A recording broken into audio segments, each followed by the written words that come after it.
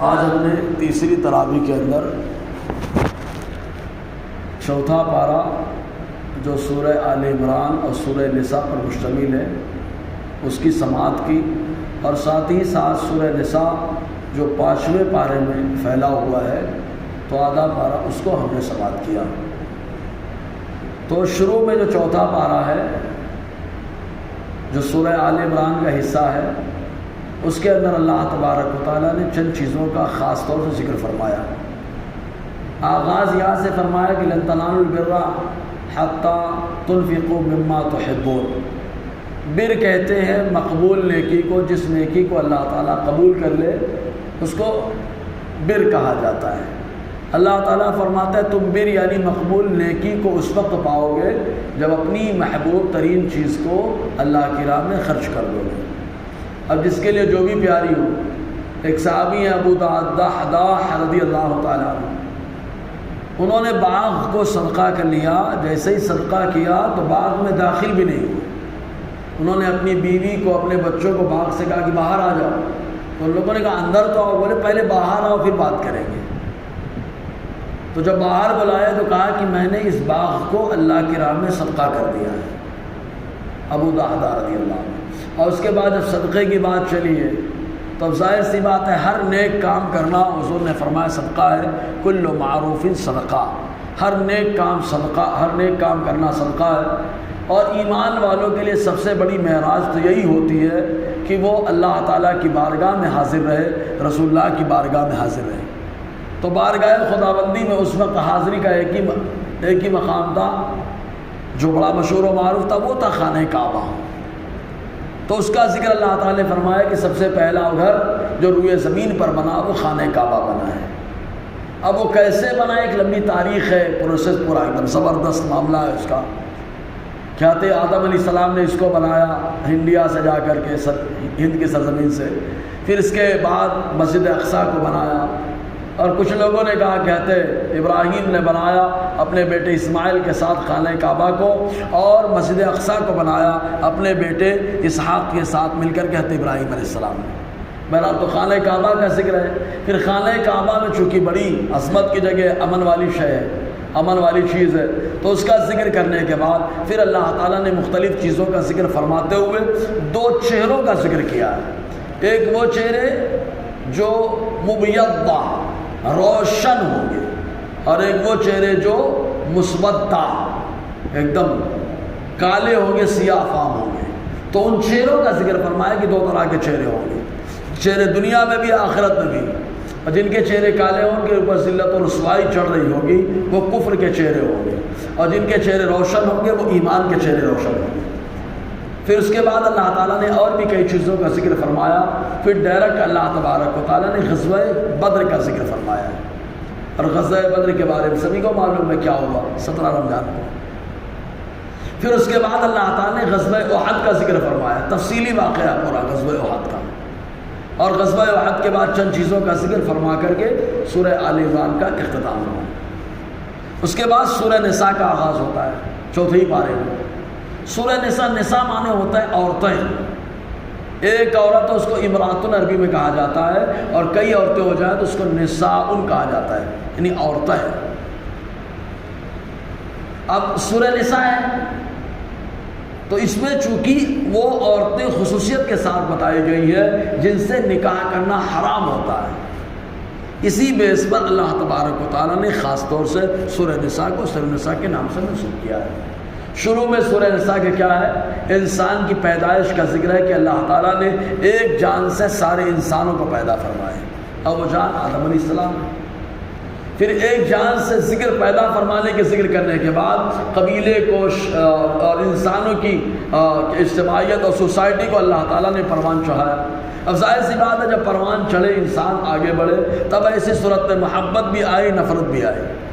جب محبت آئی تب ایسی صورت میں اللہ تبارک و تعالیٰ نے یہ بتا دیا کہ ایک جان سے تم پیدا ہو، اور جب نفرت آئی تو بھی بتایا کہ ایک جان سے پیدا ہو۔ تب آدمی یہ تصور کرے گا تو ظاہر سی بات ہے معاملہ کافی حد تک کنٹرول میں رہے گا۔ اسی لیے فوراً اللہ تبارک و تعالیٰ نے ان لوگوں کا ذکر فرما دیا جو غصے کو پی جاتے ہیں، غصے کو پی جاتے ہیں، اور سارے معاملات کو مطلب وَأَعْرِضْ عَنِ الْجَاهِلِينَ اور نادانوں کی باتوں کو نظر انداز کر دیتے ہیں۔ پھر اس کے بعد اللہ تعالیٰ نے سورہ نساء کے اندر نکاح کا ذکر فرمایا ہے۔ اب نکاح میں پہلے اللہ تبارک تعالیٰ نے نکاح کی طاقت کا ذکر کیا ہے۔ نکاح میں طاقت دو طریقے سے دیکھی جاتی ہے، دونوں کا ذکر ہے وہاں پر۔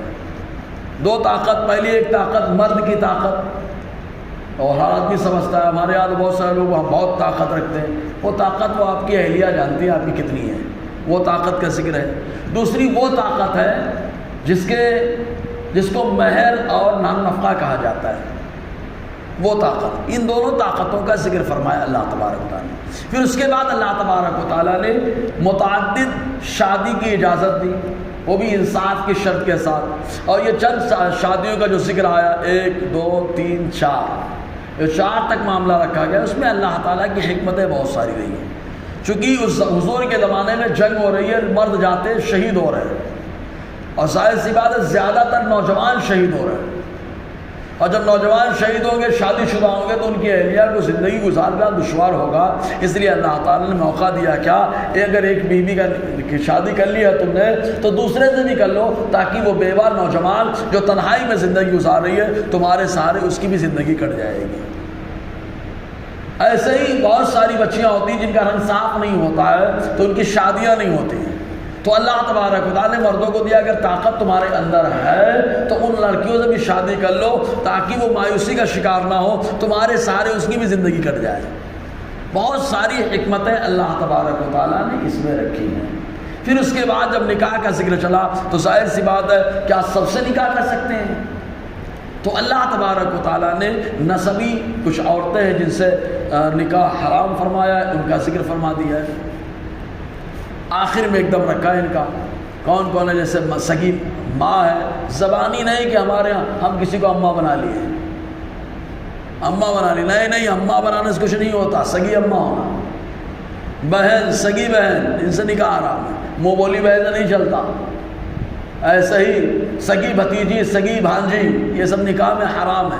تو اللہ تعالیٰ نے کا ذکر فرمایا ہے، اور اسی ضمن میں اللہ تبارک و تعالیٰ نے میراث کا تذکرہ فرمایا ہے۔ میراث یعنی حصہ بکرا، میراث کیا؟ بٹوارے کا۔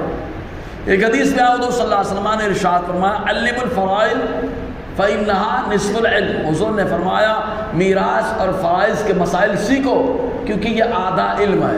کیوں آدھا علم ہے؟ سارے علوم کا تعلق زندگی سے ہے، یہ حصے بکرے کا علم موت سے ہے، اس لیے آدھا علم ہے۔ اور یہ بڑا اہم ہے، کس کو کب کتنا ملے گا، پورا پروسیس رہتا ہے۔ اصحاب فرائض کون ہے، عصبہ کون ہے، ایک فن ہے، پورا پڑھایا جاتا ہے۔ پھر عصبہ بنفس ہی ہے، عصبہ بغیر ہی ہے، پھر وہ کون کون ہے، پورا اس کے اندر ذکر موجود ہے۔